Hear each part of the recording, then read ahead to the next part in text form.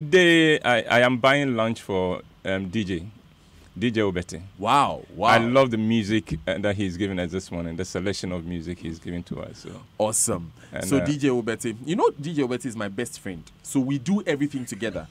If you are buying lunch for one and you don't buy lunch for the other, it will be an effrontery on the bond that we have forged over the past few. All right, so let's see how much of a friend you are when I buy it for him, and let's see who he will share it with. No. You see, to be fair to him, you need to buy two. So that you don't DJ, thank you very much for the morning. I think the music was good. I agree, Uncle Ebo. And you know what? The best part is that UB40 is coming to town. That's right, yes. Yes, and so if you want to enjoy more of it, you can come over to the Labadi Beach Hotel from tonight and tomorrow and on Saturday. Saturday will be at the Fantasy Dome in Accra. Great times for us, isn't it? Great times for us in Ghana. Oh, let me say good morning to the staff of the National Identification Authority at Shiashi. They hosted me on Tuesday. Oh, okay. And they made me a Ghanaian. Okay. So to Colonel Gansa and your whole team, Emmanuel and all of you, good morning and thank you for... The process was so smooth of getting the Ghana card, so smooth, so easy. They've planned it in such a way that nobody spends more than 40 minutes. And you spent less than 40 minutes there? Yes, I spent about 35 minutes. 35 minutes. 35 minutes to get my card. I wonder how many people from the beginning to getting the card. I wonder how many people share your experience, because sometimes when they see Uncle Ebo Heights, they speed up. I didn't go through the channels I could have gone through. That's Professor Atefa is my friend. Yes. But he only discovered that I was in there when the process was about halfway through. Okay. Again, because he trusted the system, he didn't even have to say no. He didn't have to intervene. It's been processed in such a way that you'll be taken care of. Okay, so if you're listening and you are satisfied with the delivery of service as the National Identification Authority, you know the text lines 0244 340 437. I had a good time, and they work with courtesy and. Awesome. And I loved the experience. Awesome. Shiashi branch. Yeah. Maybe I should pay a visit to one of these branches. Okay, go there. That's the head office, so you go there. All right. The guys will treat you well. They will treat you well. Well, then I told you that the working title for my next play is Dora Why. Why? Yeah, Dora Why. Why? And next week, God willing, we'll put out what we call the early bird ticket, where you get to buy it at 60 instead of 80. But Dan will tell you about the details next week and when we get there. Dear nephew, you have not mentioned Amanda in your last 3 letters, and I hope things are going well with the two of you. I hope this is a case of no news being good news. My dear nephew, in this letter, I want us to talk soccer. I believe that sports is life and that the world of sports can help us understand life better. And last Sunday, February 24, 2019, the EFL Cup final between Chelsea and Manchester City at Wembley gave us a case study for leadership, discipline, and authority. Now, 2 weeks before this cup final, the two clubs had met in a league match, and Manchester City had beaten Chelsea by 6-0. But for the cup final, Chelsea had demonstrated that they had learned their lessons from that humiliation and managed to hold Manchester City to a goalless draw even after 120 minutes of play. In the 117th minute, however, with 3 minutes to go and with penalty kicks to decide the winner, the Chelsea #1 goalkeeper, Kepa, collapsed on the floor with a bout of cramp. He received treatment on the field, but the manager, anticipating the penalty kicks, decided to substitute the limping goalkeeper and bring on Willie. Now, this was not an arbitrary decision by the manager. Willie has saved 3 penalty kicks in the same competition for his former club in 2016. But then, the unthinkable happened. Kepa refused to come off. The referee had no choice but to get a match going with Kepa still on the pitch. The substitution did not happen. Of course, Sarri, the manager, felt humiliated and was furious. And as fate would have it, the goal that won the day for Manchester City was one that has to be classified as a goalkeeper's error the ball passed through Kepa's hands. Perhaps if he had allowed himself to be substituted, the outcome of the match could have been very different. So why am I telling you a story that I'm sure you know already, because I know you're a soccer fan? I'll tell you why I'm telling you. I'm going over the story because I want us to tease out the lessons from it. The incident with Kepa refusing substitution teaches us a few lessons, and I want us to look at just 3 of them now. Number 1, you must never dishonor authority. Kepa may have had all the good intentions for resisting being substituted, but the bottom line is that he dishonored the authority that put him on the pitch in the first place. He was in the post because of the authority of the manager Sarri to decide who plays and who does not. And by the same token, Sarri had the authority to decide who stays on the field and who comes off, and he does not owe the player any explanation for his decisions. Kepa's crime is that he dishonored and undermined the authority that put him on the pitch. It is a mistake many people make. A politician comes to power because the people voted him to power. The people exercise their right to choose who rules over them. But when the politician comes to power, he dishonors the authority of the people by trying to rig the elections and silence their voices. A performer becomes a star because of the fans.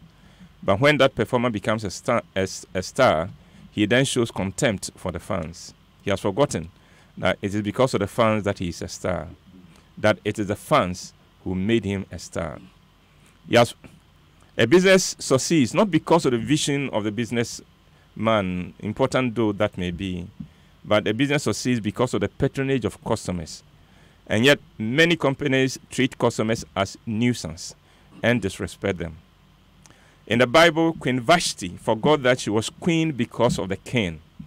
And when she dishonored the king by refusing to obey his sermons, she undermined her own position as queen, and she lost the title. The point we all need to note is that it is not up to us to decide whether the authority over us is right or wrong.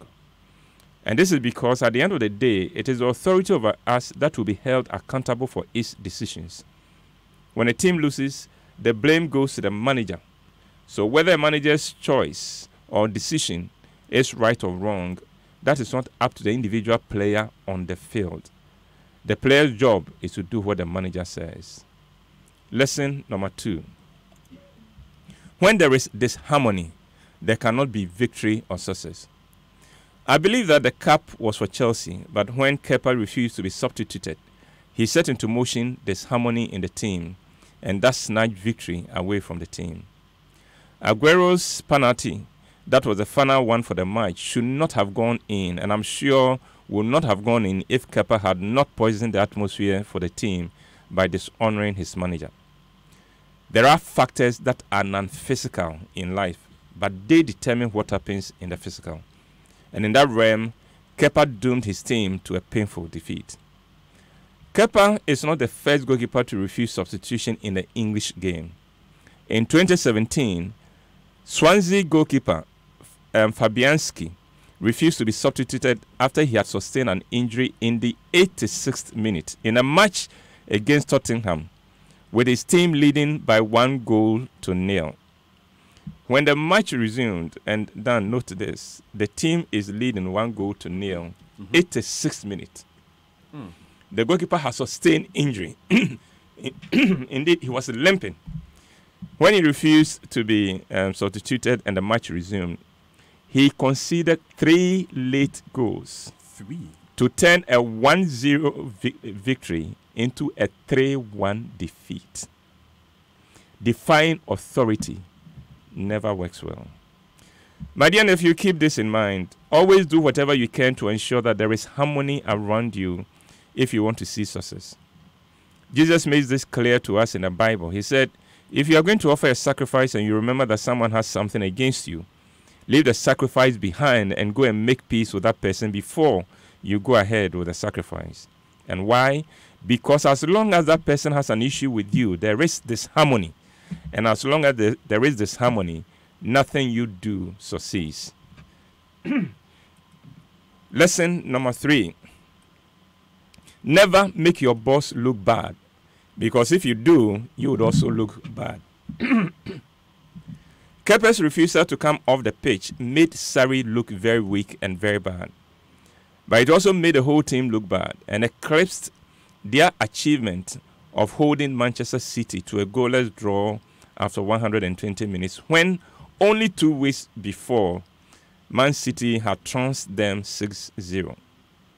You cannot look good when you make your boss look bad. So Dan, let's all make Kofi Ansah and Co look good. Then we'll also look good.